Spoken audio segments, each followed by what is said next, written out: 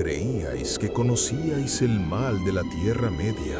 Pensabais que Sauron, con su ojo de fuego y su armadura negra, era la maldad suprema, el amo absoluto de la oscuridad. Nada más lejos de la verdad. Sauron solo era un lugarteniente, un simple sirviente comparado con las fuerzas primordiales que una vez dominaron este mundo. Criaturas tan inmensas, tan antiguas y tan devastadoras que el propio Señor Oscuro temblaba ante su mero despertar. Hoy desclasificamos los archivos prohibidos de la Primera y Segunda Edad.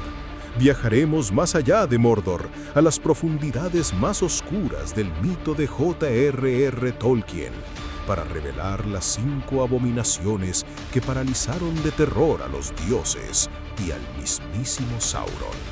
Bienvenidos al cuartel del mito. Comenzamos nuestro descenso en el lugar donde el cine solo nos mostró la punta del iceberg, Khazad Dûm, la mina de Moria. Durante siglos, los enanos del linaje de Durin cavaron codiciosamente hacia las raíces de la montaña.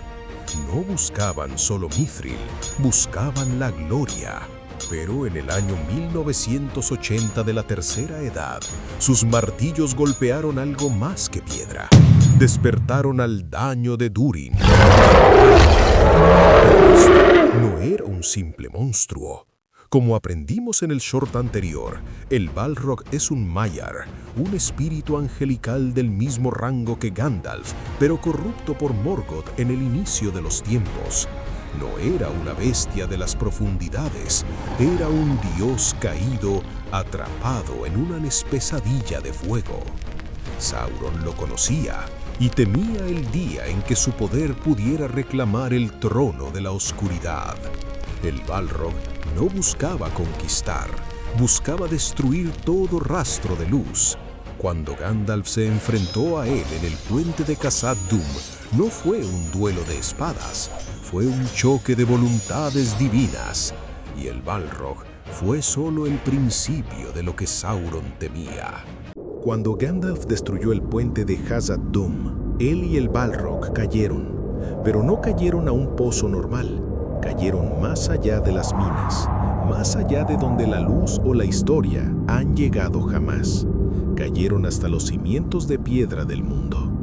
Allí abajo, en la oscuridad absoluta, Gandalf descubrió algo que heló su sangre de Maiar.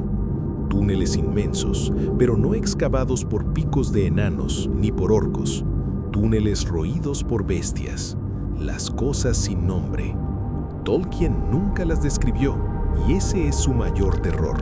Gandalf afirmó que estas criaturas son más antiguas que el propio Sauron. Mientras el Señor Oscuro planeaba conquistar la superficie, estas abominaciones llevaban eones devorando las raíces de la Tierra Media en silencio. Sauron se cree el amo de la oscuridad, pero según el propio Gandalf, Sauron ignora por completo la existencia de estos seres. Son fuerzas de la naturaleza tan primordiales y ajenas a su magia que escaparían a todo su control. Cuando Gandalf regresó de la muerte como Gandalf el Blanco, se negó en rotundo a hablar de lo que vio allí abajo. Dijo textualmente: «No oscureceré la luz del día contando lo que vi». Si algo es capaz de aterrorizar a un arcángel de la luz, imagínate lo que le haría a Sauron. Salimos de la oscuridad subterránea para viajar a los horrores de la Primera Edad. Gracias al cine, todos conocemos a Smaug, la calamidad alada. Pero Smaug era solo un lagarto menor comparado con el verdadero padre de los dragones, Glaurung. Glaurung no tenía alas, no las necesitaba. Era un gusano colosal, un acorazado viviente de escamas impenetrables que aplastaba bosques enteros a su paso y vomitaba ríos de magma capaces de destruir las fortalezas élficas más formidables. Pero su fuego no era su arma más letal, era su mirada. Glaurung poseía la magia de la hipnosis absoluta.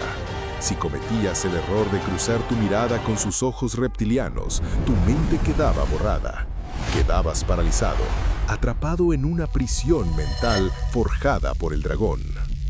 No solo mataba, torturaba. Usó este poder para obligar a grandes héroes como Turin Turambar a quedarse inmóviles como estatuas, obligándolos a ver cómo su hogar y su gente eran masacrados sin poder mover un solo músculo para evitarlo. Sauron es el gran engañador, el maestro de la mentira y la persuasión. Pero frente a la magia mental cruda, sádica e imparable de Glaurung, los trucos del Señor Oscuro habrían sido inútiles. Ante el padre de los dragones, Sauron habría tenido que apartar la mirada. Si has visto las películas, seguramente recuerdes a Ella la Araña, Shelob, el monstruo que casi acaba con Frodo. Pero Ella la Araña era solo un insecto insignificante, una cría menor en comparación con su monstruosa madre. Conoce a Ungoliant. No era un animal, ni siquiera era un demonio ordinario. Los sabios creían que nació de la oscuridad misma, en el vacío exterior del universo, antes de que el mundo fuera creado. Era la encarnación del hambre pura. Su sed de luz era tan insaciable que Morgoth, el verdadero dios oscuro y maestro de Sauron, la contrató para destruir Valinor. Juntos asesinaron los dos árboles que iluminaban el mundo. Ungoliant bebió su savia divina, secándolos por completo y escupiendo una oscuridad tan densa que ni la vista ni la luz podían atravesarla. Pero el poder tiene un precio. Al devorar la luz de los árboles, Ungoliant creció a un tamaño tan colosal y aterrador que el propio Morgoth comenzó a sentir miedo. Y cuando el dios oscuro se negó a darle los Silmarils para calmar su hambre, Ungoliant se volvió contra él. La araña primordial lo envolvió en su red de sombras, aplastándolo. Morgoth, el ser más poderoso de la creación, el amo al que Sauron adoraba, soltó un grito de terror tan agónico que desgarró las montañas. Fueron necesarios todos los Balrogs de su ejército, atacando a la vez con látigos de fuego para salvar a su amo. Si Ungoliant casi devora al dios de la oscuridad, imagínate lo que habría hecho con Sauron. Ni siquiera habría dejado el anillo.